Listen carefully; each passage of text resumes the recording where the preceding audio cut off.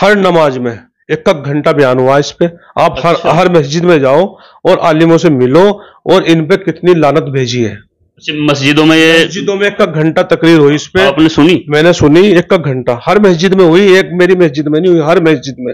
और पहली बार मैंने आलिमों में गुस्सा देखा है इनके खिलाफ, जबकि इनसे सबसे ज्यादा मोहब्बत करते थे। इस बयान से सबसे ज्यादा खिलाफ अगर हुए हैं अब के पहली बार तो इनसे हुए हैं। इनमें तो जिन दिमाग लगा दो। बच्चों में गुस्सा था। अच्छा। मुझे फोन आ गया पुतला फूक रहे हम तो इनका। मैंने कहा रहने दो, पुतला पुतला मत फूको, फिर ये कहेंगे तो राजनीति कर रहे हैं। ठीक है, हमने मना करा, सबको लड़कों को समझाया। स्वागत है आप सभी का। मैं आपके साथ मुस्तफा चौधरी। अभी 2 दिन पहले काजी नोमान मसूद का एक बयान आया था। वो कावड़ शिविर का उद्घाटन कर रहे थे और वहां पर उन्होंने एक विवादग्रस्त बयान दिया। उन्होंने कहा कि हजर अस्वद, जो काबा शरीफ के अंदर एक पत्थर है जिसकी मुसलमान बड़ा अदब करते हैं, और शिवलिंग दोनों समान हैं। अब ये बयान काजी नोमान मसूद का था और इसके बाद बड़े आरोप उन पर लग रहे हैं और प्रतिक्रिया आ रही है कि ये जो है एक गलत बयान उनका दिया है। मैं इस वक्त मौजूद हूं हाजी सलीम कुरैशी,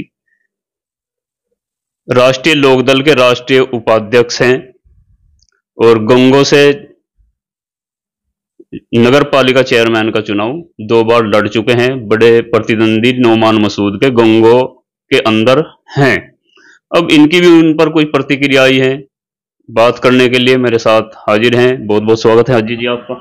आपका भी बहुत बहुत धन्यवाद मुस्तफा भाई, और आपके चैनल का बहुत बहुत शुक्रिया, दिल की गहराइयों से बहुत बहुत धन्यवाद। ऐसा क्या बयान नोमान मसूद जी का गलत था जो आप लोगों ने प्रेस कॉन्फ्रेंस बुलाई और बड़े आरोप लगाए?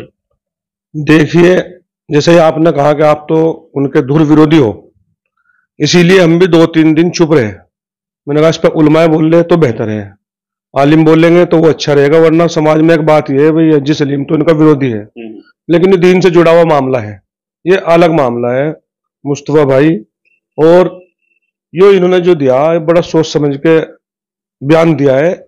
आपने एक बार वीडियो देखी होगी जब ये बोल रहे हैं वहां पे, ये खुद खड़े होके कह रहे थे कि मुझे पता है कि इस पे विरोध होगा।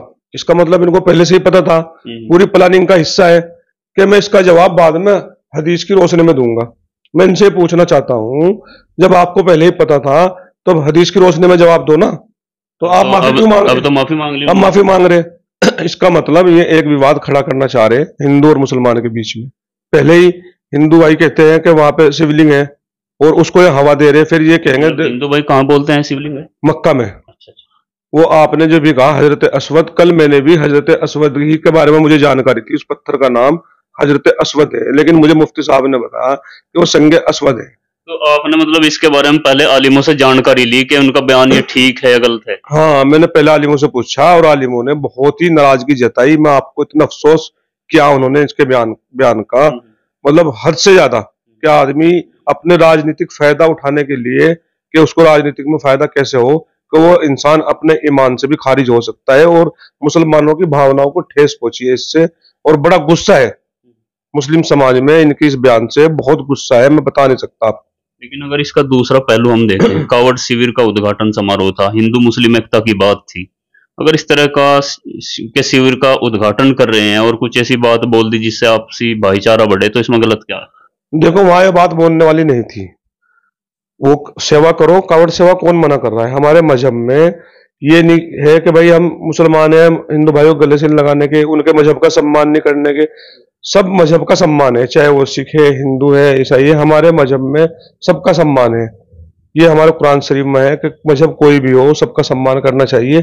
उसकी सेवा करने से कोई मना नहीं कर रहा, शिविर लगाने से। आप लगाओ, आप कहते कि भाई हमारे मेहमान आ रहे, क्योंकि ये हम अल्लाह का हुक्म है और कुरान शरीफ का भी ये फैसला है कि जब मेहमान आए उसकी मेहमान नवाजी करनी चाहिए। ये बाहर से आ रहे हैं, हमारे मेहमान है, ये हमारा फर्ज बनता है हमारे कस्बे में कि हम उनकी सेवा करें जितनी भी हमसे हो सकती है। वो अलग मैटर है, लेकिन ये हमारा धर्म का मामला है, ये अलग मैटर है। इसमें नोमान मसूद ने जो बयान दिया वो बहुत ही गलत दिया, मैं उसका खंडन करता हूं बहुत ज्यादा। और ये ऐसे बयान से इनको बचना चाहिए। इनको कहीं ना कहीं 2027 का आने वाला चुनाव नजर आ रहा है कि यहाँ से इकरा तो हसन, 2027 में इसको क्या लाभ मिलेगा इन्होंने? इसको ये लग रहा है जब इकरा हसन गंगो से जीत कर निकल सकती है, उनको बड़ी तादाद में हिंदू वोट मिला है गंगो विधानसभा से, और मुझे भी हिंदू वोट ज्यादा से ज्यादा मिले, कि मुसलमान तो मिलेगा, ये मुसलमान कहाँ जाएगा, ये तो तो बीजेपी को हिंदू देता है। वोट मिलने के लिए मुसलमानों की भावनाएं आहत करके, हाँ, कोई ऐसा थोड़ी ना कि मुसलमानों का की भावना आहत हो जाए और तब हिंदू वोट मिलेगा। भावना हाथ हो गई उनकी। नहीं, कोई इस बयान से हिंदू थोड़ी ना खुश होगा। तो इसको तो ये लग रहा ना मैं ऐसा भाषण देके हिंदू समाज को खुश कर लूं। देखो, क्योंकि हर धर्म की अपनी अपनी मान्यताएं हैं। शिवलिंग उनके लिए, शिवलिंग सबसे बेस्ट है, मुसलमानों के लिए हजर अस्वद सबसे बेस्ट है। तो इससे तो खुश होने का तो मतलब ही नहीं है, अगर हिंदू इस बात से खुश होंगे क्या। बस ये सरकार, एक अलग चीज है कि भाईचारा बढ़ाने के लिए अगर उन्होंने कुछ ऐसा बोल दिया तो एक अलग चीज है। देखिए भाईचारा तो पहले से ही है हमारे कस्बे में, कभी भी आज तक हिंदू मुसलमान कभी नहीं हुआ। यहाँ पे तो ऊपर वाले की मेहरबानी और करम है, बुजुर्गों की दुआ है, गंगों में हमेशा भाईचारा था, भाईचारा है, भाईचारा रहेगा।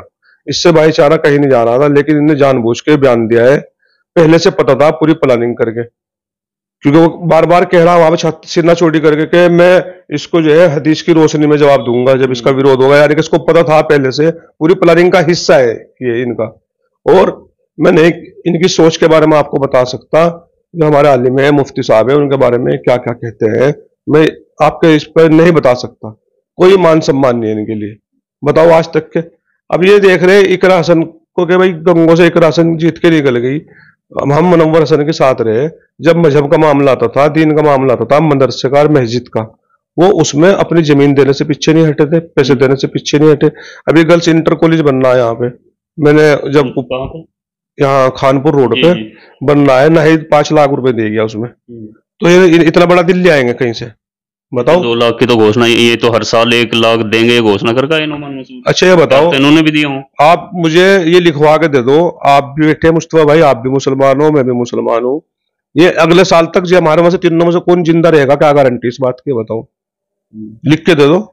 हजरत उमर के बच्चे, हजरत उमर उस वक्त के बादशाह थे, ठीक है, पूरी दुनिया में 70% में बादशाह थे, उनके बच्चों ने ईद के कपड़ों की जिद कर दी, तो उनकी माँ ने कहा उमर से, उमर हम तो बादशाह है और खजाने में पैसा है, आप बच्चों के लिए ईद के कपड़े के पैसे का इंतजाम कर लो, के पैसे तो है नहीं, खजाने में से ले लो।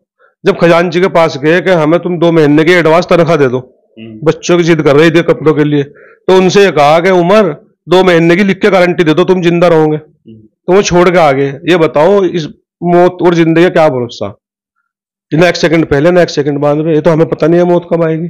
तो एक आदमी ऐलान कर रहा मैं हर साल 1 लाख दूंगा, भाई जो देना आप दे दे। अच्छा, दूसरी तरफ से जैसे आप कहा कि ये राजनीति के लिए बयान है उनका, और सोची समझी साजिश के तहत उन्होंने बयान दिया, क्योंकि 2027 उनके सामने है और हिंदू वोटों पर नजर है।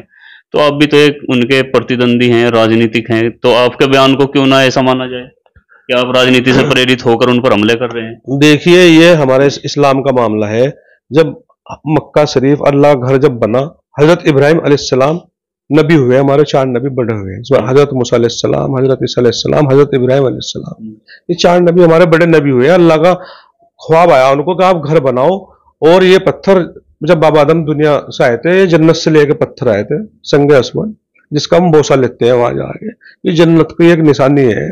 आप ऐसा बयान नहीं दे सकते, जब पूरी दुनिया के मुसलमान वहां जाते हैं उसका बोसा लेते हैं। ये जितनी भी इसका आदमी मतलब दुख कर सकता है, उसका बयान नहीं कर सकता लफ्जों में। नोमान मसूद मुसलमान भी हैं और काजी भी हैं। काजी तो बड़ी जानकारी रखते हैं। देखो मैं फिर सुबह का टाइम है, मुस्तफा शिर्क नहीं है हमारे मजहब में, शिर्क की कोई गुंजाइश नहीं है। और नोमान मसूद सबसे ज्यादा अगर कोई शिर्क फैलाता है, मैं कहता हूं इससे बड़ा कोई शिर्क फैलाने वाला नहीं है। और कुरान उदाहरण है ऐसा जो इन्होंने शिर्क किया हो? शिर्क बताओ, अभी मेला लगेगा वहां से कुतुब आलम साहब के नाम से, कि मजार पे जाके वहां से माथा भी टेकेगा, कव्वाले भी सुनेगा वहां से, वहां नाचेगा भी, रुपए भी लुटावेगा वहां से मजार पे जाके, उसका चढ़ापा भी खावेगा लेके। ये साथ रब्बा ने तो जो वहां पे होंगे वो कोई जो दरबारी वो लेते हैं चढ़ापा, ये थोड़े तो इसका 50% की गारंटी में 50% रब्बानी से बंटवाता है, उसका चढ़ापे का पैसा खाता है। ये आपके आरोप भी तो हो सकते हैं, बिल्कुल आपको राजनीति से प्रेरित होकर ये आरोप लगा भाई, बिल्कुल सच्चा आरोप है। और जब इन्हें वोट लेना होता है, किस हद तक जाते हैं, हमारे जो सिया भाई है मैं जब मुहर्रम आता है, हसन हुसैन की याद में वो दुख व्यक्त करते हैं, ये उनके साथ जाके वहां छाती पीटने लग जाके हम तो सिया है। ये शिरक नहीं है भाई, तुम एक जगह तो रहो, उनकी उस पे रहो भाई, चल सिया बन जाओ, कोई बात नहीं, तुम बरेली भी बन जाओ, जब भी कोई बात नहीं, आप चद्दर भी चढ़ाओ, माथा भी टक्को, मजार बजा के, कम से कम उन्हीं के साथ तो रहो। सबके साथ खिलवाड़ हो रहा है, उनके साथ भी हो रहा है, उनके साथ भी हो रहा है सियाओं की। और इधर हमें ईदगाह की जब नमाज होती है, सबसे आगे सब इनको चाहिए नमाज पढ़ने के लिए कि भाई हम सबसे बड़े मुसलमान हैं। तो राजनीतिक परिवार के लिए अच्छी बात है, वो सबको एक समान मानते हैं और सबके जो है धार्मिक आयोजन में शामिल होते हैं। देखो जाना तो चाहिए बिल्कुल भी, लेकिन ये तो उसी लीला में मिल जाएगी। अब देखो वहां जाके उन्होंने क्या करा, शिविर में जाके ऐसा भाषण दे दिए और ऐसी बात बोल दी कि सारे मुसलमानों के मन को ठेस पहुंची, सब आहत हुए इस पर। राजनेताओं की ज्यादा भावनाएं आहत हुई, आलिम लोगों की कम हुई शायद। नहीं, मुझे बहुत किसी आलिम का बयान, वैसे आलिम- मैंने एक दो आलिम का सुना, मैंने उन्होंने ये कहा कि इनका बयान बिल्कुल गैर जिम्मेदाराना है, आप लेकिन जितना आप बयान को तूल दे रहे हैं कि वो बड़ा गलत बयान था, उस वे में जो है आलिमों के बयान नहीं आए। मुस्तफा भाई, कल जुमे की नमाज में पहली बार हर नमाज में एक घंटा बयान हुआ इस पे।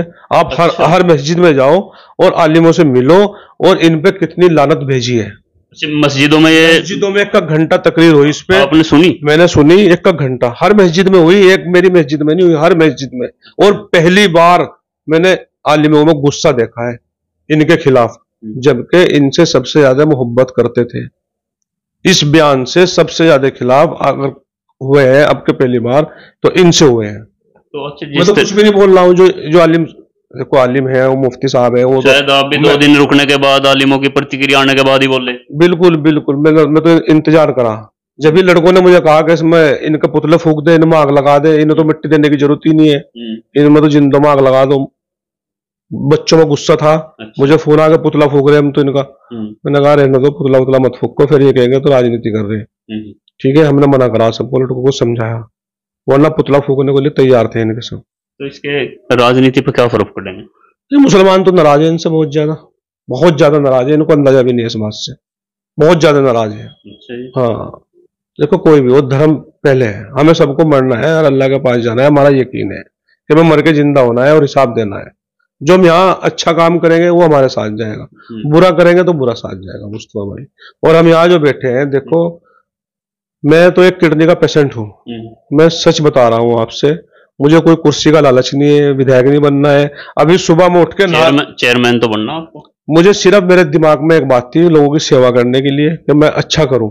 अब मैं जा रहा हूं सहारनपुर गंगों के लिए, एक inter college, girls inter college, एक हाई स्कूल, मेरी जैन चौधरी से बात हुई, मैं गंगो कस्बे के लोगों ने 10,000 वोट दिए, मैं खाली भाषण दे दे के थक चुका हूं, आप अब हमें क्या दे रहे कि सलीम तुम क्या चाहते हो? मगर जी एक तो मुझे गुजरात में लड़कियों का इंटर कॉलेज दे दो। अच्छा। हाँ, एक गुलाम मोहल्ले में हाई स्कूल दे दो, और एक खेलने के लिए कोई पार्क वार्क दे दो, जिससे मैं ये कह सकूं कल को कि भाई हमारी सरकार थी गठबंधन में, जैन चौधरी शिक्षा मंत्री थे, मैंने शिक्षा के लिए ये करा। इन लोगों ने तो आज तक कुछ नहीं किया। तो न शिक्षा आश्वासन दिया जैन जी ने? आश्वासन नहीं, गारंटी। अभी 4-5 दिन में कैबिनेट मंत्री अनिल जी गंगो आएंगे, ऐलान करके जाएंगे। और मैंने हारून मेंबर को, मेहताब को, भाई कराम को, गुजरात में आप जिम्मेदार लोग हैं, आप उनसे पूछ लेना। मैं पार्टी में भी मेरी नहीं है, लेकिन मेरा यह है कि भाई देखो क्या है यहाँ पे, 80% बच्चे युवा स्मैक पी रहे हैं।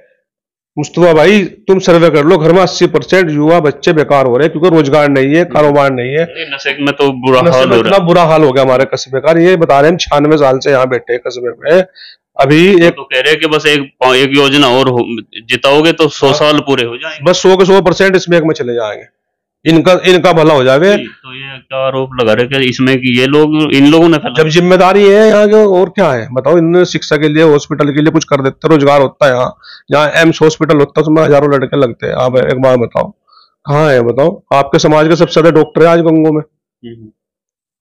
जब से उन्होंने इन्हें छोड़ा, और अपना काम पर लगे, अपने बच्चों को पढ़ाई लिखाई पर लग गए, तो आज देख लो आप सहारनपुर रोड पे आपके समाज के सबसे ज्यादा डॉक्टर बन रहे। तो आपका मतलब तो कहने का मतलब ये है कि जो इनसे अलग जाता है वो तरक्की करता है। वो तरक्की करेगा, ये तो बेवकूफ बना के रखे हैं, ये एमपी बन गए या ये कुछ बन गए, किसी को फायदा थोड़ा है। सारे नगर पालिका में अपनी बिरादरी के सारे पीरजी और फरीदी जाके देख लो गुजरात में कितने बच्चे ने नौकरी पर लगा रखे हैं, कुरेशान ने कितने लगा रखे हैं, सिर्फ झगड़े के लिए बुलावे थे ना, आओ लट बजाओ मुकदमा लिखवाओ और जाओ।